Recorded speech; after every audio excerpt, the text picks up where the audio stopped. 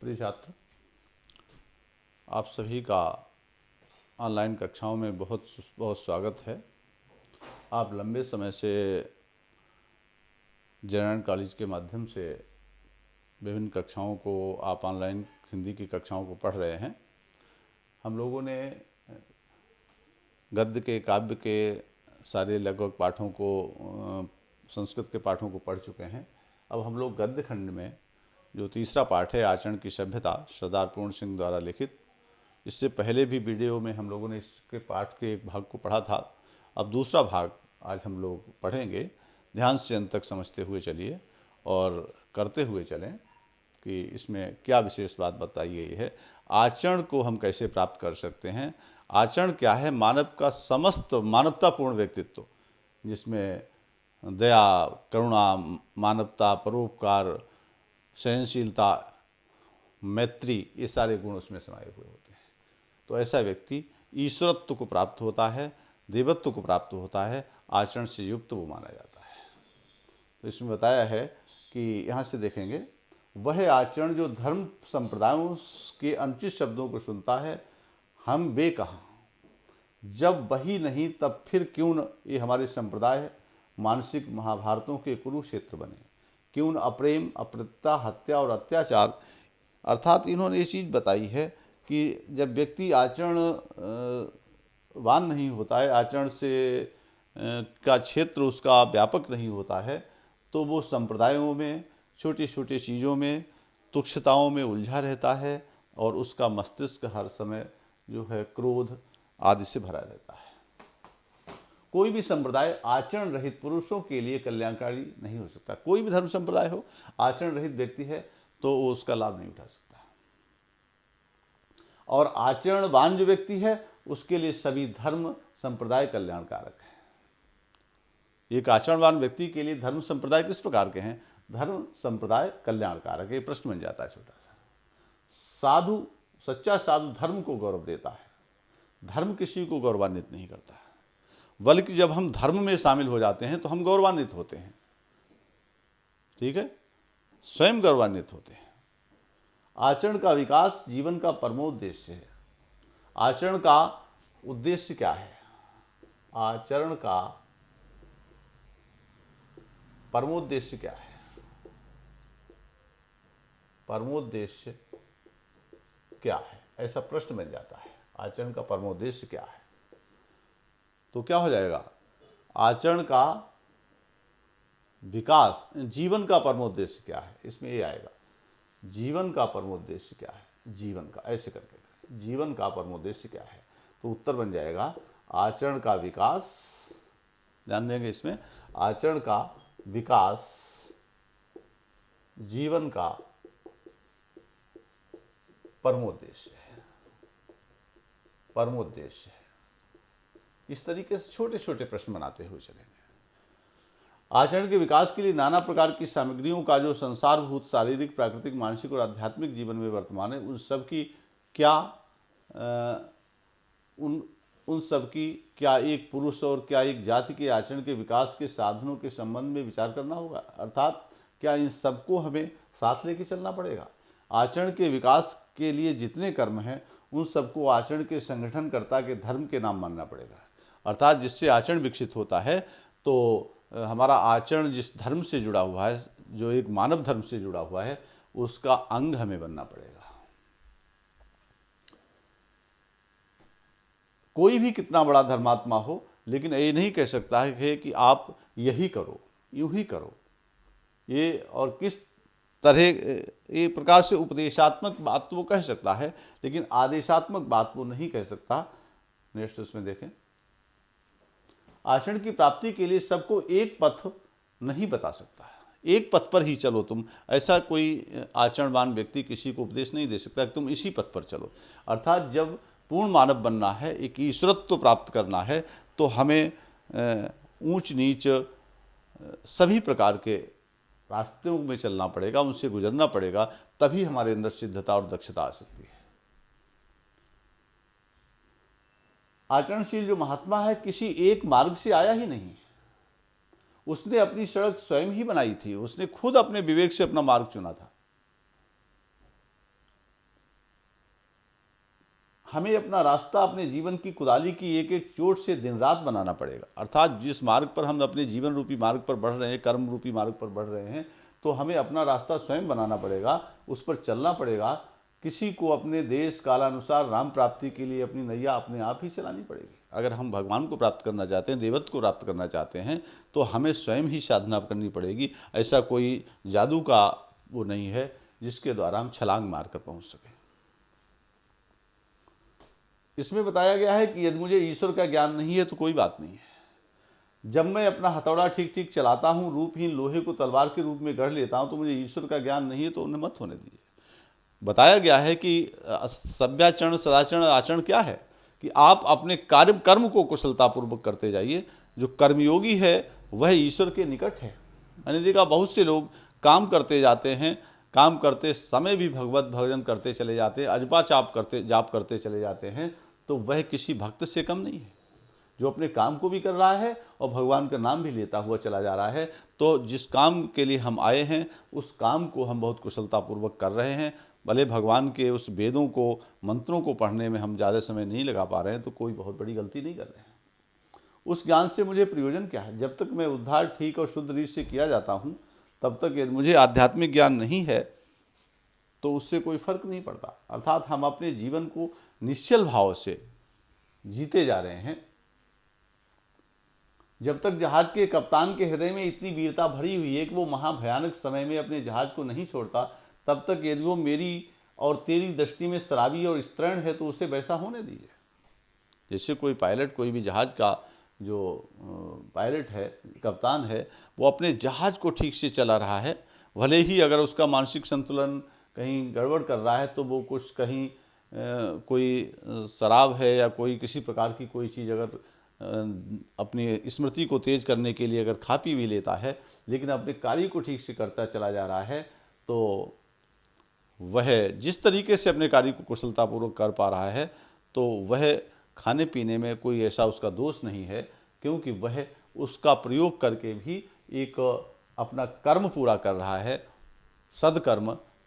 तो इससे कोई बहुत बड़ा वो दोषी, बहुत बड़ा वो अन्यायी नहीं है।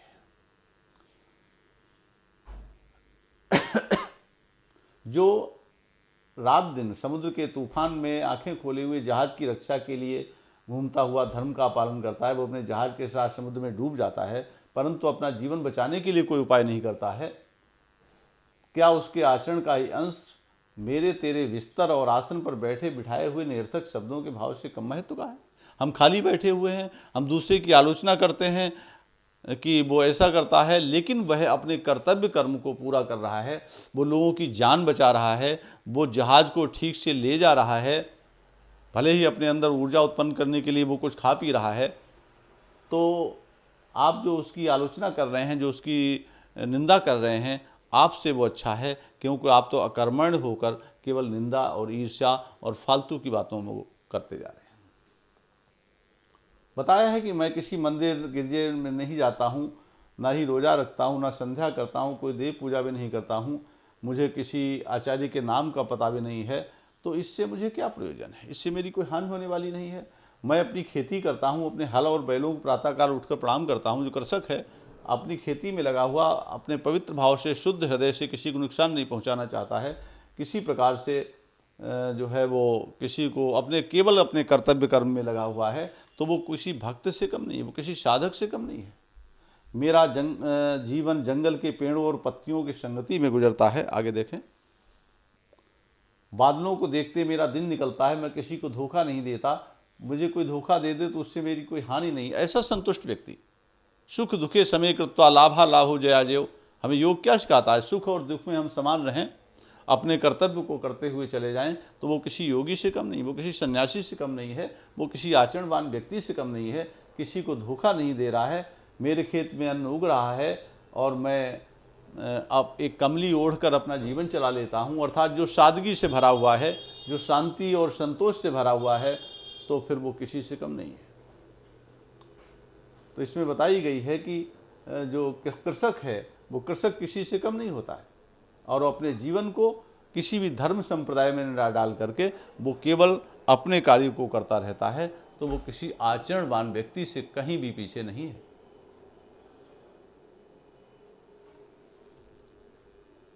जब साहित्य, संगीत और कला की अति ने रोम को घोड़े से उतारकर मखमल के गद्दों पर लिटा दिया, थोड़ा इन्होंने विदेशी उसकी बात की है, ध्यान से देखें। आलस्य और विषय विकार की लंपटता ने जंगल और पहाड़ की साफ हवा के असभ्य उद्दंड जीवन से रोम वालों का मुख मोड़ दिया। अर्थात ये लोग जो थे वो आलस्य में पड़ गए और एक प्रकार से इन्होंने जो है प्रकृति से दूर होते गए। तब रोम नरम तकियों और बिस्तरों पर ऐसा सोया कि अब तक न जाग पाया। जो लोग प्रकृति से दूर होते गए, रोम भी जो था वो प्रकृति से दूर होता गया, तो उसे कोई जगा नहीं सका और वो एक प्रकार से पतन को प्राप्त हुआ था। एंग्लो सेक्सन जाति ने उच्च पद प्राप्त किया, बस उसने अपने समुद्र, जंगल और पर्वत से संबंध रखने वाले जीवन से ही प्राप्त किया। एंग्लो सेक्सन के लोगों का नाम आता है कि उन्होंने प्रकृति के साथ में जुड़े रहे, समुद्र, जंगल, पर्वतों से उन्होंने अपना संबंध रखा, उनकी उन्नति हुई। तो इस प्रकार ये बताया है कि जो प्रकृति के साथ रहता है, प्रकृति से संबंध रखता है, प्रकृति में जुड़ा रहता है, निश्चित रूप से वह आचरण को प्राप्त कर लेता है, वो सिद्धता प्राप्त कर लेता है। क्योंकि जो सिद्धता है वो पर्वतों की गुफाओं में, जंगलों में, नदियों के किनारे लोगों ने प्राप्त की है। ये भीड़ भाड़ से युक्त माहौल में वो ऐसा एक ज्ञान प्राप्त नहीं कर सकता। आगे देखें।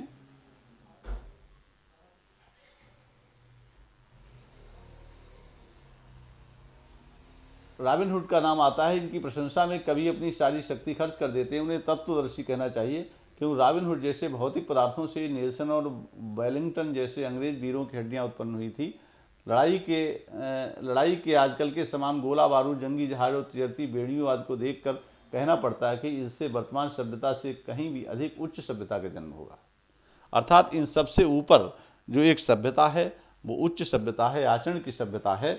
धर्म और आध्यात्मिक विद्या के पौधे को ऐसी आरोग्यवर्धक भूमि देने के लिए जिसमें वो प्रकाश और वायु में सदा खिलता रहे, सदा फूलता रहे, फलता रहे, आवश्यक है बहुत से हाथ एक अनंत प्रकृति के ढेर को एकत्र करते रहे।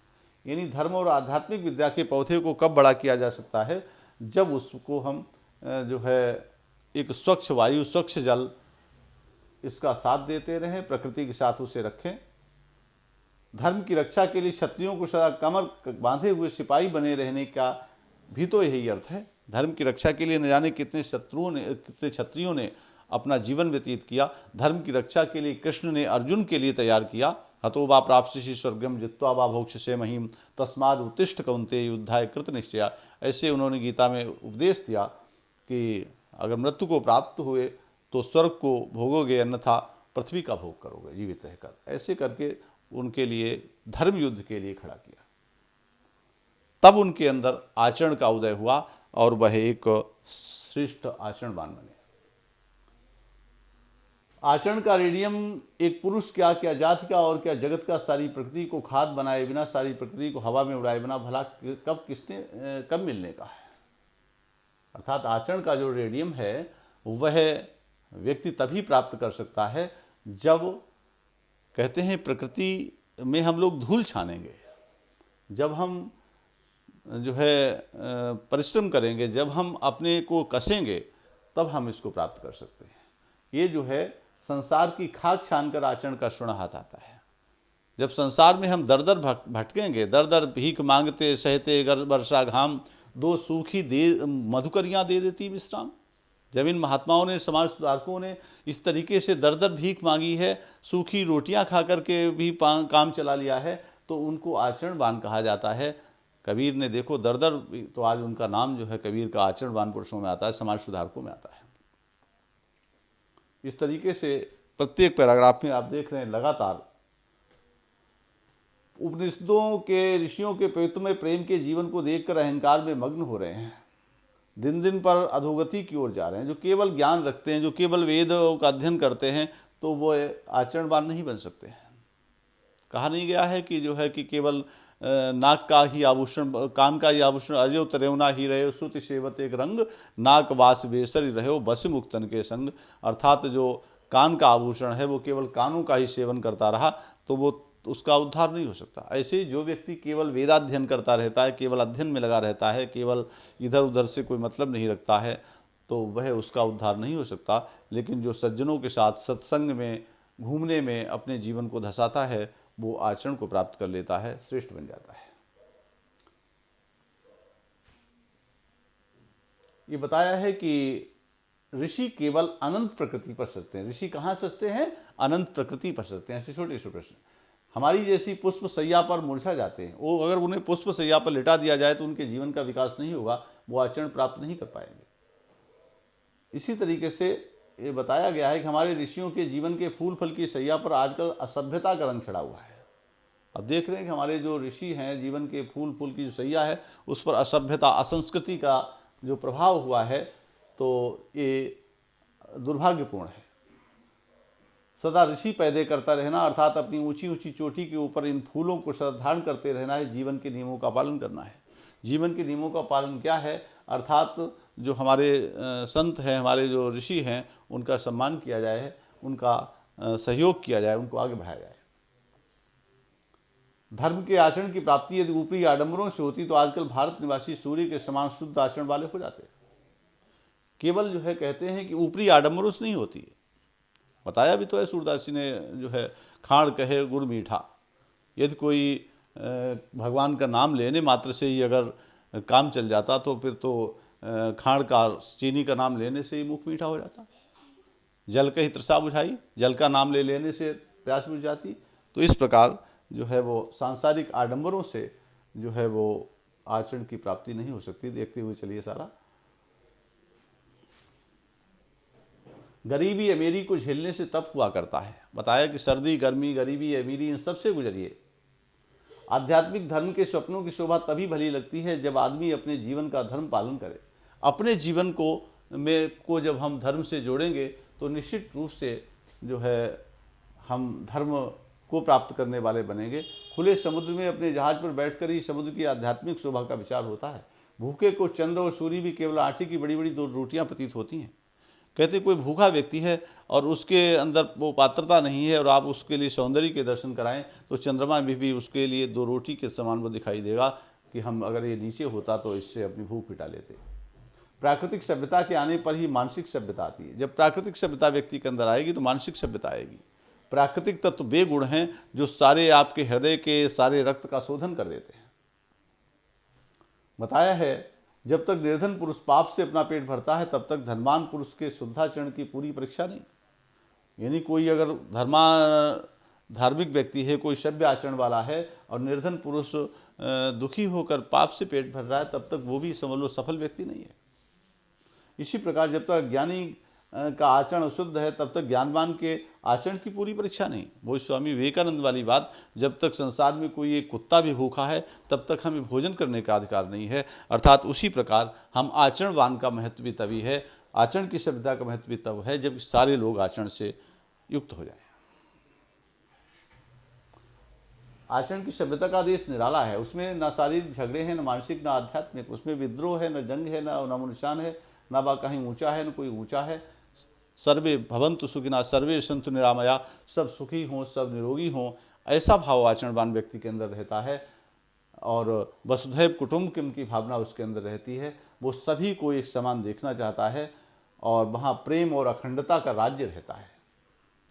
प्रेम और अखंडता का राज्य कहाँ रहता है? आचरणवान व्यक्ति के हृदय में प्रेम अखंडता का राज्य रहता है। तो इस प्रकार से जो है, और आचरणवान व्यक्ति को हर जगह प्रकृति में जो है वो आध्यात्मिकता के दर्शन होते हैं। उसको देखकर वो दिने दिन आनंद का अनुभव करता है और शिव का जब देखता है वो सारे प्रकृति को, शिव का डमरू उसे बजता हुआ दिखाई देता है कि वो भी किसके लिए बजा था? शिव का डमरू भी बजा था तो वो क्या था? वो एक उद्धार के लिए बजा था। उसमें से माहेश्वर सूत्र निकले थे। तो कहते भी हैं कि माहेश्वर सूत्रों की रचना कब हुई, कहाँ पर हुई?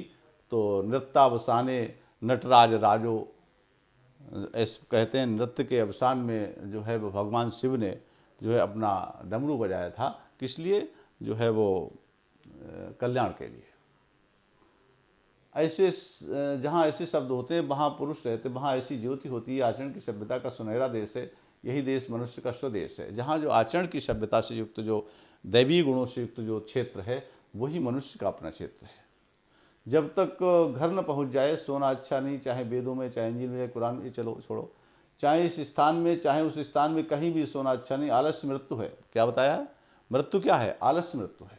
लेख तो पेड़ों के चित्र सदृश होते हैं। जो लेख हम देखते हैं वो क्या है, वो तो एक वृक्ष की तरह खड़े हैं। आप उनको पढ़ेंगे, समझेंगे तो उसका लाभ आपको मिलेगा। इस प्रकार बताया है कि जो आचरण है वो आचरण व्यक्ति की तपस्या से, व्यक्ति के जीवन में जो है वो परिश्रम से, शुद्धता से अगर आप अपने कर्म को करते हैं तो जीवन भर में आप आचरण का कुछ अंश प्राप्त कर पाएंगे। क्योंकि बड़े बड़े योगी, बड़े बड़े ऋषि, उन्होंने ब्रह्म तत्व का भी कुछ अंश प्राप्त कर पाया है, इसलिए वो ईश्वर हो गए। राम का उदाहरण भी हम ले सकते हैं कि उन्होंने आचरण के अंश को, उन्होंने ब्रह्मांश को प्राप्त किया, ब्रह्म तत्व को प्राप्त किया, इसलिए वो आचरणवान हुए। और उनके केवल दर्शन मात्र से लोगों को उपदेश मिल जाता है। लोग अपने अंदर धीरता और ईश्वरत्व का अनुभव करते हैं। इस प्रकार जो आचरण है वो मौन रहित व्याख्यान है, उसको हमें ध्यान से करते हुए चलना है। पूरा पाठ ध्यान से समझें, पढ़ें।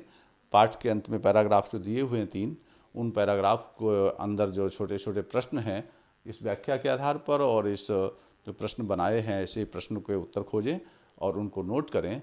PDF के लिए जो है आप टेलीग्राम चैनल से जुड़ जाएं डिस्क्रिप्शन में दिए हुए लिंक के माध्यम से, तो आपको जो है इसका प्रश्नावली जो बनी हुई 20-25 प्रश्नों की वो भी मिल जाएगी। परिचय भी सर्टराइज करके दिया है, वो भी मिलेगा और आप प्राप्त कर सकते हैं। और गद्यांशों के प्रश्नों के उत्तर खोज कर लिखें जो परीक्षा में आते हैं। पढ़ते रहें। धन्यवाद।